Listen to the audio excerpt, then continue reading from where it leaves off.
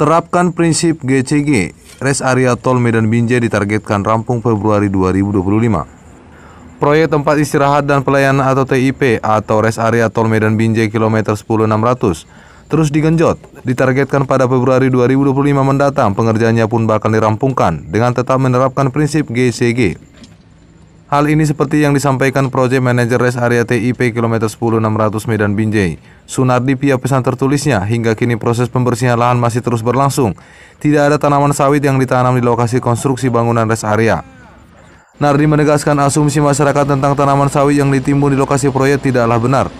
Semua tanaman sawit dicacah dan dihaluskan dengan alat berat, kemudian limbah tersebut dibuang keluar proyek ke lokasi disposal dan lokasi yang dibutuhkan oleh masyarakat sekitar.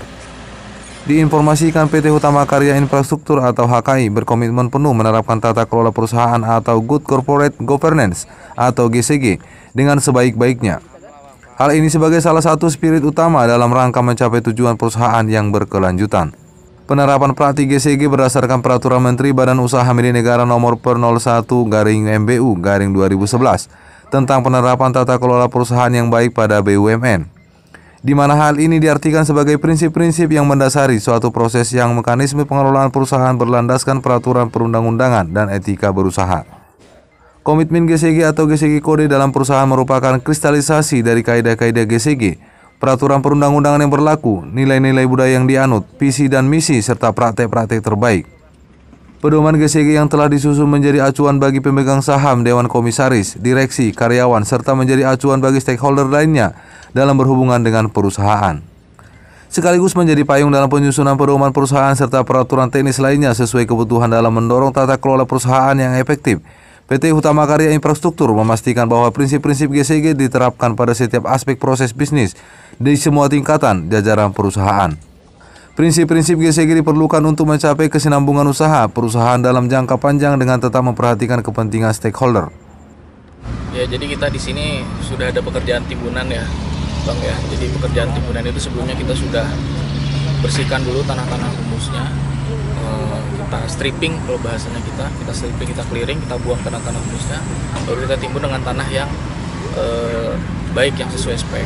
Lalu untuk pekerjaan selanjutnya, next step untuk pekerjaan selanjutnya kita ada pengetesan yang disaksikan oleh konsultan dan owner.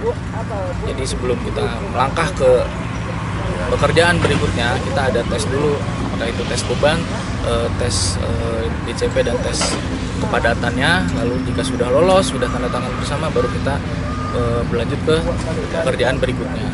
Kalau K3 saya rasa sudah lengkap Bang ya, sudah mengikuti apa yang sudah tercantum di undang-undang. Kita semua pekerja APD lengkap, juga di lapangan juga mengikuti apa arahan-arahan yang ada dari tim QHSSI kita.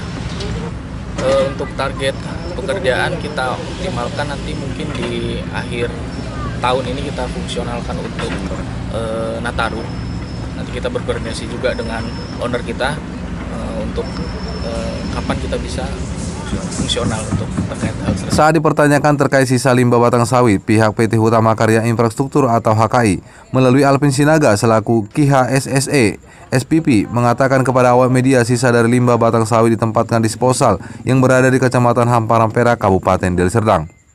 Jadi untuk lahan sebelum kita bangun ini adalah lahan PTPN 2 yang mana ditanami dengan kelapa sawit ya. Jadi pada saat pembebasan lahan kita sudah diizinkan untuk bekerja, kami melakukan yang namanya land clearing. Nah, proses land clearing itu tanaman di atasnya semuanya kita clearing ataupun kita bersihkan. Nah, seperti itu, baik itu tanaman kelapa sawit sampai dengan ketebalan 30 cm ya, Pak Irfan ya. Kita akan kupas dan tanpa ada sampah sedikit pun untuk melakukan penimbunan. Nah, mungkin bisa menjadi catatannya, pengerjaan land clearing ini memang harus bersih dari sampah apapun itu, baik dari kelapa sawit, akar-akaran ataupun sampah-sampah organik lainnya harus bersih dari sampah tersebut. Pada saat nanti akan melakukan penimbunan, Nah, di kita ini ada namanya pengawas konsultan, yaitu di proyek Medan Binjai ini kita memiliki 2 konsultan, Pak, yaitu konsultan MK dan konsultan supervisi namanya. Nah, mereka itulah yang mengawasi pekerjaan kami, baik dari segi kualitas, dari segi lingkungan, dari segi kesehatan, sampai dengan dari segi keselamatan kerja. Untuk pengawasan kita ini stay, Pak. Jadi setiap jam operasional kita jam 8 sampai dengan pukul 17, dan kalau nanti ada overtime sampai dengan pukul 10, konsultan tetap ada di lapangan untuk mengawasi. Berarti selama line cleaning tadi Bang, itu kan ini awalnya yang pohon sawit tadi, itu yang sisa batang pohon tadi boleh kita tahu di mana? Baik, itu pertanyaan yang bagus saya rasa ya. Dari limbah yang kita hasilkan daripada pepohonan sawit ini, kita memiliki yang namanya disposal, Pak, yaitu tempat pengumpulan limbah-limbah sampah. Mungkin nanti bisa kita lihat di lapangan, yang mana bekas kolam ataupun ada lahan yang sengaja kita kumpulkan untuk limbah.